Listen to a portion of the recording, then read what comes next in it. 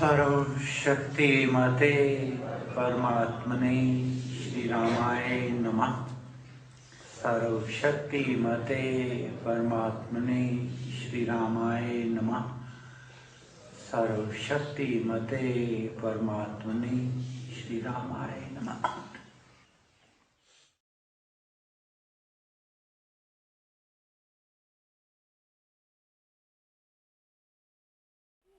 कलयुग केवल नाम आधारा और सिमर सिमर जन उतरे पारा। साधो सिमरो नाम को यही पते की बात, सहज सुगम है योग ये रहे थे विघ्न उत्पात। महाराज ने लिखा है कि संतों के पास निचोड़ की बात पूछी कि निचोड़ की बात कौन सी है। बहुत आदमी ज्ञानी ना हो, बहुत विद्वान ना हो, साधारण आदमी हो, उसके लिए निचोड़ की बात क्या है कि साधो सिमरो नाम को यही पते की बात। नाम का सिमरन कर ले, यही निचोड़ की बात है। सहज सुगम है योग ये रहे तो विघ्न उत्पात। बिल्कुल सहज है, नहा के बिना नहा के, खा के बिना खा के, चलते फिरते उठते बैठते जैसे भी जपो वैमनी सहज है। हर आदमी कोई भी तकलीफ हो या राम कहता है या माँ कहता है, कुछ भी बात हो राम कृपा चाहिए। जब भी आदमी मिलते हैं, कोई भी मजहब का कोई भी बात है, कोई किसी प्रकार का है, दूसरे मिलते हैं तो राम राम कहते हैं।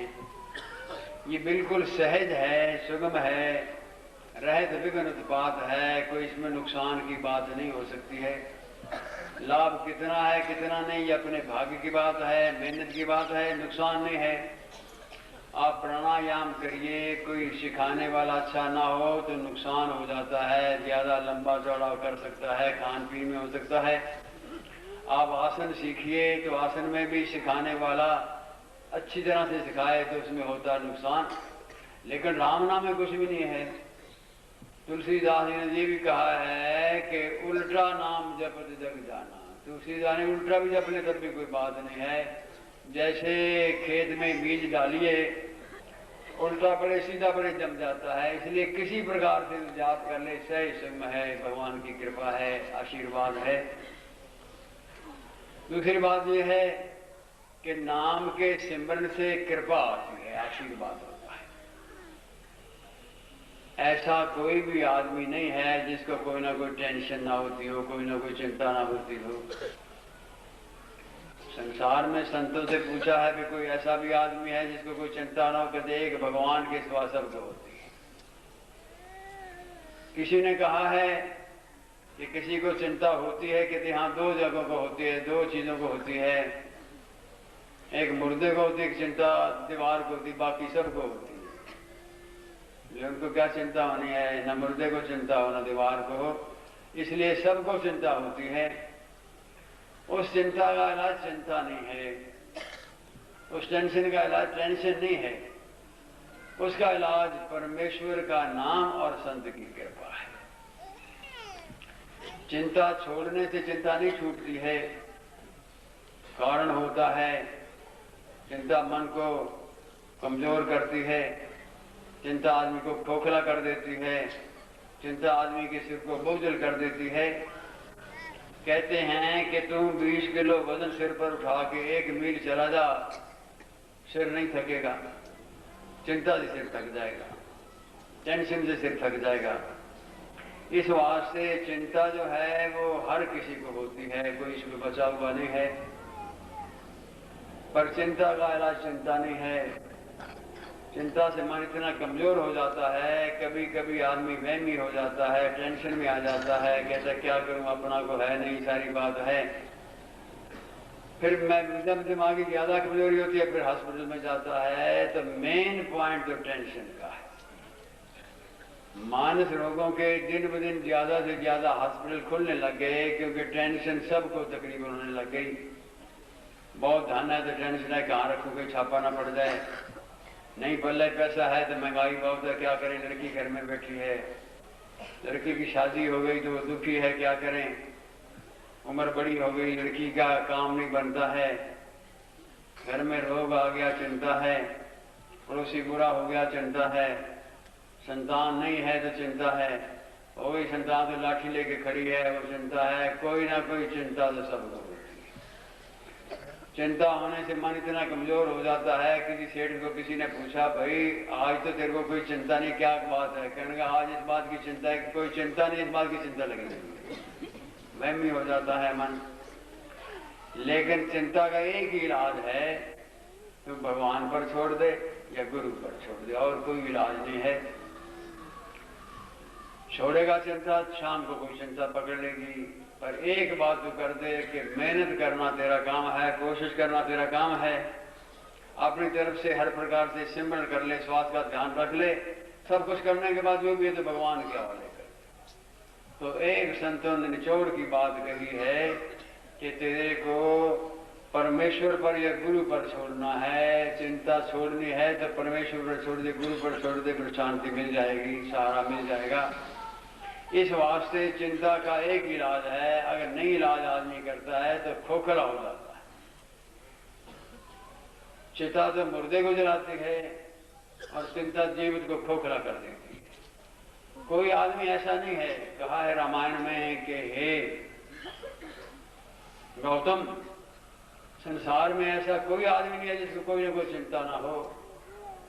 लेकिन एक ही इलाज है, भगवान पर छोड़ दे। मन जब धैर्य को नहीं पावे, चिंता चित्त को चूर बनावे, तब राम नाम जब चिंता।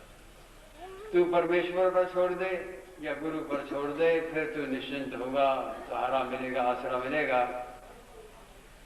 इस वास्ते टेंशन तो बहुत बढ़ती जा रही है। हालात ऐसे हैं, कानून ऐसे हैं, आदमी की कामनाएं ऐसी हैं कि आजकल कोई गरीब ज्यादा है, कोई अमीर ज्यादा है। अमीरों के बच्चे जब जाते हैं उनको देख के दूसरे लोग भी कामना करते हैं, आमदन होती नहीं है, उस कामना में गलत काम करते हैं। फिर जब बात मरती है तो फिर चिंता होती है। इस वास्ते टेंशन तो बहुत है, जबरदस्त है, पर उसका इलाज परमेश्वर का नाम है। जज साहिब कुछ करना लोड़े, 100 सबक पल में जोड़े। भगवान तेरे ऊपर मेहरबानी करने का तो सारे काम कर देगा। चिंता से बात नहीं बनेगी, कितनी भी चिंता कर ले, चिंता से चिंता नहीं जाएगी। लोग से लोग का पानी धोता जाता है, आग से आग नहीं बुझती है, चिंता से चिंता नहीं जाती है, चिंता चिंतन से जाती है। इस वास्ते आदमी को जो चिता है उससे बचना है, और वो चिता से भी बढ़कर चिंता है। भगवान पर छोड़ेगा, आशीर्वाद करेगी, बात है। तो गुरु पर छोड़नी चाहिए। ये सब महापुरुषों ने कहा है। राजा जनक विदेह मुक्त थे, बड़े पहुंचे हुए थे, लेकिन मन में चैन नहीं, शांति नहीं। किसी किसी विघ्न पड़ जाए तो गुरु के बिना बात नहीं बनती है। अब राजा जनक का गुरु कौन हो? राजा जनक ने प्रार्थना की भगवान के आगे कि मेरे को गुरु की कृपा चाहिए। तो कहा है अगर तेरे को गुरु की तलाश है, गुरु के बिना आदमी तो यतीम लावारिस होता है, तलाश है तो भगवान से प्रार्थना कर कि हे परमेश्वर मेरे को सच्चा गुरु मिल जाए। अगर प्रार्थना कबूल हो जाएगी तो गुरु घर पर आ जाएगा, दोनों का मेल होगा। तो राजा जनक ने भगवान से प्रार्थना करी कि मेरे को गुरु की आवश्यकता है। याज्ञवल्क्य गुरु घर पर आया और कल्प वृक्ष बन शोभला। याज्ञवल्क्य जी घर पर आ गए और कल्प वृक्ष बन शोभला। कल्प वृक्ष कहते हैं जिसके नीचे बैठ के जो मांगो मिलता है, गुरु को भी कल्प वृक्ष कहा है। हाथ जोड़ विनती की भारी, नाम दान दो हूँ अधिकारी। हाथ जोड़ के विनती करी कि मेरे को नाम की बख्शिश करिए, नाम दीजिए। तब गुरु ने कहा है कि नाम देता हूं तो मेरे को दक्षिणा दे दे, जो मर्जी मांगो ले लो दक्षिणा। हाथी हैं, घोड़े हैं, रथ है, जाना कुछ ले लो। करने प्यारी वस्तु लेनी है, प्रिय वस्तु तो मन है तेरा, कर दे दान वही एक मेरा। मन दे दे मतलब ये है तो कंप्लीट सरेंडर कर दे। शिष्य तो ऐसा चाहिए सब कुछ गुरु को दे, और गुरु ऐसा चाहिए शिष्य का कर्म लिए अपनी मेहनत मजदूरी करे। शिष्य को कंप्लीट सरेंडर करना है। तब उन्हें कहा तू प्यारी वस्तु दे दे। राजा ने सब कुछ ले लो, धन ले लो, कुछ भी ले लो, ये नहीं मन दे दे। प्रिय वस्तु तो मन है तेरा, कर दे दान वही एक बेड़ा। शुभ भक्ति से जनक जी बोले मन मेरे गुरु बर का। मन दे दिया, न हंस किसी का है, न रो किसी का है, सीखा है तो किसी का हो किसी का। मन दे दिया, मन दे दिया गुरु को। फिर मन ने कहा, गुरु ने कहा बैठो बैठे, कहीं मेरा मन नहीं लगता, कहने मन तो मेरे को दिया है, शब्द हो गया। इस प्रकार से राजा जनक को याज्ञवल्क्य जी महाराज ने नाम दिया। उनके ऊपर भगवान की बख्शिश होके जितनी भी थोड़ी बहुत कण भर भी को बात थी रुक गई। नई मोटर हो उसमें कचरा फंस जाए वो भी रुक जाती है। कितना ज्ञानी कितना विद्वान भी है तो किसी न किसी मामले में अटका हुआ होता है तो गुरु वो सब को छोड़ देते हैं। अब वही राजा जनक हैं, गुरु की कृपा प्राप्त करके, गुरु का आशीर्वाद प्राप्त करके लोगों को चैन देते हैं, सुख देते हैं। सुखदेव जी वेद व्यास जी के सुपुत्र, बड़े विद्वान, बड़े ज्ञानी, दुर्धर, संयमी, हर प्रकार से मस्तक सूरज की तरह चमकने वाला, आंखें परमेश्वर के नाम में मस्ती में। तो कहा कि गुरु के बिना बात नहीं है, गुरु के बिना चैन नहीं है। तो वेद व्यास जी ने कहा कि बात ठीक है, गुरु के बिना बात नहीं है। उन्होंने कहा तो आप वेद व्यास जी आप संसार के माने हुए, आप नाम दे दो। नहीं, बाप बेटे की बात तो है। राजा जनक के पास जाइए, वहां जाके नाम लीजिए। पर एक बात याद रखना, संत मिलन जब जाइए, छठ माया अभिमान, जो जो पग धरती पड़े फल हो जब समान। अगर गुरु के पास जाना है तो अपनी दौलत का, अपनी हुकूमत का, अपने ज्ञान का, अपनी विद्वता का, अपने सारे सिलसिले उसका अहंकार छोड़ के जाना, नहीं तो ऐसी बात नहीं बनेगी। ये सुखदेव जी गए, दरबान को कहा कि राजा जनक को मिलना है। उन्होंने अंदर जाके कहा कि सुखदेव जी आए हैं। राजा जनक ने, सुखदेव जी आए मेरे को मिलने के लिए। झट सिंहासन तैयार कराने लगे बिठाने के लिए। उन्होंने पूछो कि किस कारण आए हैं। द्वारपाल ने जाके कहा कि महाराज, राजा जनक पूछते हैं कि आप किस कारण आए हैं, क्या प्रयोजन है। उन्होंने कहा मैं नाम लेने आया हूँ राजा जनक से, मेरे मन को चैन नहीं है, शांति नहीं है। तो द्वारपाल ने जाके राजा ने कहा कि सुखदेव तो नाम लेने आया है। तो नाम लेने आया है, एकदम चौकस हो गए। इतना विद्वान है, इतना ज्ञानी है, धुरंधर संयमी है, नाम लेने आया है तो कुछ ना कुछ कमी होगी। नाम लेना है, मन बेचैन रहता है, कुछ कमी होगी। तो सोचा शायद अहंकार हो कि मैं बड़ा संयमी हूँ, मैं बड़ा ज्ञानी हूँ, मैं धुरंधर विद्वान हूँ, मेरे जैसा कोई नहीं है, ये सब अहंकार है, शायद अहंकार हो। तो द्वारपाल को कहा कि प्यारे, उनको जाके कहो कि 3 दिन और 3 रात्रि वहीं खड़ी रहना जहाँ द्वारपाल खड़ा रहता है। द्वारपाल ने हाथ जोड़ के कहा महाराज अविज्ञा माफ करना। राजा जनक ने कहा है कि 3 दिन और 3 रात्रि यहाँ खड़े रहो जहाँ द्वारपाल खड़ा रहता है, चौकीदार खड़ा रहता है। बड़े खुश हो गए कि शुक्र है कि राजा जनक ने 3 दिन के बाद इजाजत दी है। 3 दिन गुजर गए, संदेशा भेजा में अब शुक्र, सारा नाम लिया है, अब शुक्र के लिए क्या आज्ञा है। राजा जनक ने कहा कि इनमें अहंकार तो नहीं है। फिर कहा जवानी है, सुंदरता है, ऐश्वर्य है, विद्वान है, शायद मन में किसी प्रकार की भावना होती हो भोग विलास की। फिर कहा कि 3 दिन 3 रात्रि मेरे महल के बाहर बहुएं लड़कियां सज धज के निकलती हैं, हार श्रृंगार करके वहां खड़े रहो। 3 दिन वहां खड़े रहे, मस्त होकर फिर इजाजत पूछी। तब राजा ने कहा ठीक है, नाम दे दिया। नाम दे दिया तो कहा है कि ब्रह्मी अवस्था में मगन रहते लगा विशेष, पर कुछ संशय रह गए देते जो थे कलेश। मस्ती में रहे पर थोड़े थोड़े विघ्न पड़ते थे ध्यान में। तो राजा जनक ने कहा कि बिन सत्संग विवेक न होई और राम कृपा बिन सुलभ न सोई। सत्संग के बिना गलती का पता नहीं चलता है। हे सुखदेव, हर एक आदमी अपने आप को सही मानता है, अगर सही ना माने झगड़ा ही ना हो, दोनों ही फ्री का अपने आप को सही मानते हैं। लेकिन जब सत्संग में जाते हैं फिर पता चलता है कि हाँ मेरी गलती थी। तो ये सुखदेव आप सत्संग में विचरिए, कहीं ना कहीं गलती जरूर है, वो आपको पता चल जाएगा। इतना त्यागी वैरागी है। विचरने लग गए। महाराज ने कहा है कि एक दफा राजा जनक का सत्संग हो रहा था। सत्संग के अंदर एक आदमी आगे कही कि महाराज भवन को आग लग गई। राजा ने कहा आग लग गई, कोई बात नहीं, मैंने तो बुझानी नहीं है, जिन्होंने बुझानी है वो जा रहे हैं, सबको चौकस कर दिया कि जाइए। वो चले गए।